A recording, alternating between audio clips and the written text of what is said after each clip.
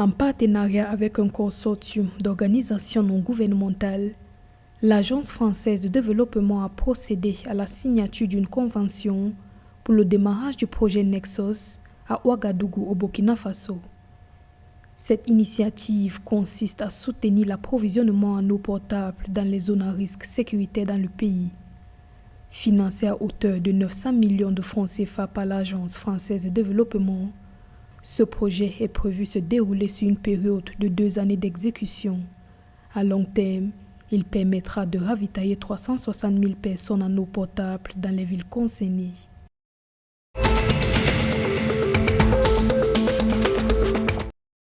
Le nouveau président élu du Niger, Mohamed Bazoum, s'inquiète de la situation sécuritaire dans le Sahel et plus précisément au Mali.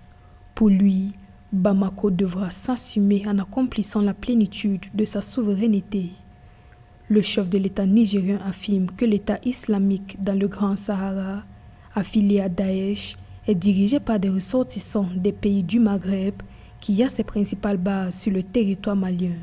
Par conséquent, il énonce que son agenda diplomatique sera centré sur le Mali dans le cadre d'une coordination étroite avec les pays du G5 Sahel, l'Algérie, la France, les États-Unis et les autres membres permanents du Conseil de sécurité.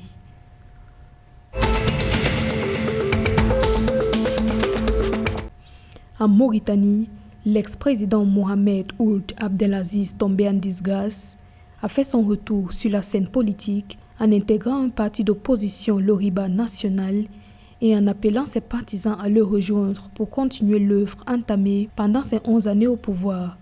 Cette intégration est vue comme un symbole de la lutte pour l'émancipation du pays et de promotion de la démocratie et de la liberté en Mauritanie.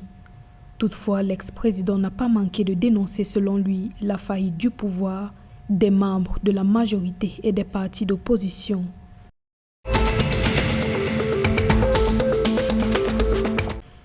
Dans le cadre de la lutte contre la pandémie de Covid-19, la compagnie aérienne nationale Air Sénégal, en partenariat avec le district sanitaire de Dakar-Ouest, a initié une campagne de vaccination pour les membres de son personnel.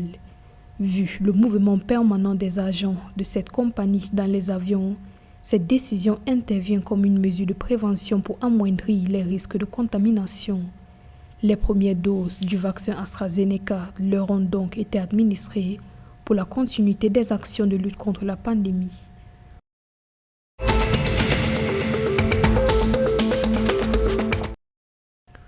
Au Bénin, plusieurs voix s'élèvent pour dénoncer l'usage de la force par l'armée nationale dans le cadre des manifestations de protestation contre la prorogation du mandat du président Patrice Talon dans le cadre de l'élection du 11 avril.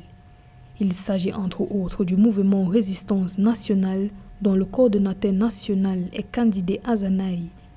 Lançant un appel à toute l'opposition politique à travers un communiqué, la Résistance nationale exige l'arrêt immédiat des tirs à balles réelles contre les populations, le retour sans délai et sans condition de l'armée dans les casernes et la réhabilitation de la démocratie, le rétablissement de l'état de droit.